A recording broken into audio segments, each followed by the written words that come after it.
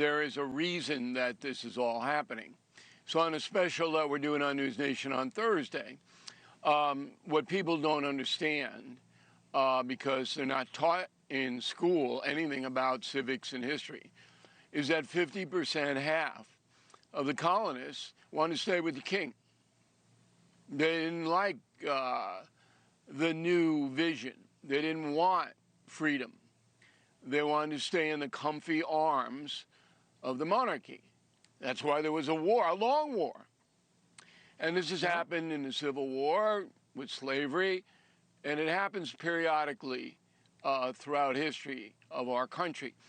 What's different now is a mentality, a feeling malaise that the country owes us something. The country owes us, okay? And there is a large voter population, mostly in the urban centers, who believe that. They believe, hey, you owe me, rather than I'm buying into the opportunity situation. I'm going to work hard, and I'm going to make a life for myself that's better than my parents or whatever. No, that's too difficult. We don't want to do that. We want it handed to us. And there are a variety of people responsible for that: craven politicians, terrible parents, schools that are ideological rather than educational. But the combination has grown this point of view that, hey, come on, where's mine? Let's have it. And that's what the progressives, the communists, because Mandani is a communist. That's what he wants. Was to control the means of production. He's an Islamist too. Sell. There's also, yeah, well, he's an Islamist too, and there's an interaction there.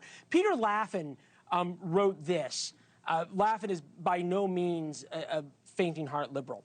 Trump had a once-in-a-lifetime opportunity to delegitimize the opposition after 2024 through effective conservative governance and honorable comportment. But he couldn't escape his impulsiveness, and he could very well go down as a figure who ushered in socialism in the United States. Is he wrong? Yes. I mean, that's just foolish, that whole statement. What Donald Trump did was he came in to fix problems. All right, he's a deal maker. And the first problem he fixed was a massive 15 million human beings pouring into this country with very little attachment to the country. So they don't understand what the capitalism system is. They don't understand the traditions of America. I mean, I'm saying there are exceptions, of course. So you're talking about the illegal immigrants don't. Yeah. Well, what's interesting to me, though, is that the people who are voting for the socialists are the white, overeducated, overcredentialed, under-successful baristas who, your point says, they think America owes them something. It was Marco Rubio, the child of immigrants from Cuba, who I think described it best. Take a listen. My hope for America is what it's always been. I think it's the hope I hope we all share. We want it to continue to be the place where anyone from anywhere can achieve anything, where you're not limited by the circumstances of your birth, by the color of your skin, by your ethnicity, but frankly, it's a place where you are able to overcome challenges and achieve your full potential. So is that lost now? Well, Rubio is speaking from experience because his parents were thrown out of Cuba, or his grandparents. But I'll submit to you that California is a perfect example of what I'm saying. Is that here's a state, the largest in the country, that has literally been taken over by progressives that use outside methods to win at the ballot box. All right, it's the biggest fraud I've ever seen in U.S. electoral history, where you can get a driver's license if you're from Guatemala and you're not here legally, and then use the driver's license to register to vote. I mean, come on. So they flood the zone. But you're right. I get where the election's coming from, but I'm going back to these numbers, which I think is amazing. The percentage of people those numbers are not like the migrant numbers. Right, but back when you were doing the Factor, when the Factor was at its heyday, 2004, 70% of Americans were very proud. Now that number's at 33%. What has happened? And you're saying it's all the fault of Democrats, correct?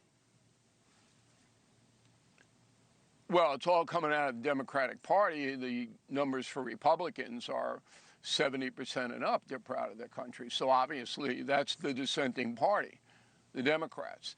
But the numbers of yuppies, we'll bring that word back, who don't want to compete, they pale in comparison to the people who are told they're victims. And that's big in schools now. You're a victim. The oligarchs, this is Bernie Sanders, they make it impossible for you to succeed in America. America's not a good country because the billionaires get all the money and you don't get anything. That's what they peddle. They're peddling all this stuff. And people who don't understand our culture, don't understand how corporations work, they buy it. And that's where the center of this far left movement is. And again, California proves it. What's interesting about these numbers, to your point, though, is that when there's a Democrat in office, the number of Democrats who think they're proud of the country goes up, goes down when there's a Republican office. Among Republicans, the number stays pretty much the same. Republicans are proud of the country regardless of who's in power. Right. But you say it's people who don't understand America. These are the people who are the most virulent advocates for socialism are often the most educated. And what I'm trying to get at here is, how is it that 250 years on, this idea of socialism has taken over? Is this you equated it earlier to the revolution when there was a long war and to the Civil War when there was a long war. If that's where we're at 250 years in because of socialism, that is a whole different viewpoint of what America is compared to the European tourists who are happy about cheap gas. Well, it's a whole different world. So the world my parents inhabited was post-World War II, and they got through the Depression, and nobody was handing anybody anything. They were going to work, and they worked hard. Now, you've got social media telling you all kinds of nonsense. You've got derelict schools run by teachers' unions that are communist. I mean, you've got powerful forces telling urchins in the classroom, hey, you live in a crummy country. Hey, you don't have a chance. That's what's happening. So we're living in a different world that the baby boomers lived in. We're living in a world of entitlement, and we'll give you stuff. And that's the way to power in this country. That's how you get power. And Sanders is the godfather of this, Bernie Sanders. How many times have you heard him say it? Donald Trump, though, promised people a lot of stuff during the election. He's not some massive conservative. No, but he's not an ideologue either. He's a deal maker. So he sees a problem like the border and he fixes it. I mean, he's not interested in ideology like Bernie Sanders is. He wants to fix. You don't think Trump has anything? Trump has nothing, no responsibility here for this lack of patriotic feeling. I think his responsibility is that because of his manner, he's alienated a lot of Americans who simply don't like his presentation. So they don't get beyond that. They can't get beyond it. They don't understand, for example, that going into Iran was a good thing because Iran is evil, and he confronted evil. Trump did. So they can't get beyond Donald Trump's presentation. In that way, he loses persuadability. But he's not out there as an ideologue. He doesn't care about that. He cares about racking up victories, you're right victory after victory. Yeah, you're right, he's not an ideologue.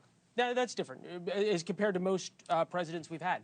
Bill O'Reilly, great context as well. Bill and I are back for America's 250th birthday. Patriots and Plotters. Bill O'Reilly teaches Revolutionary War history as it has never been taught before. As a matter of fact, George Washington is going to show up as well, only here on NewsNation Thursday, 9 p.m. Thank you for watching. Subscribe below and download our NewsNation app right now on your phone, and you will get fact-based, unbiased news for all Americans.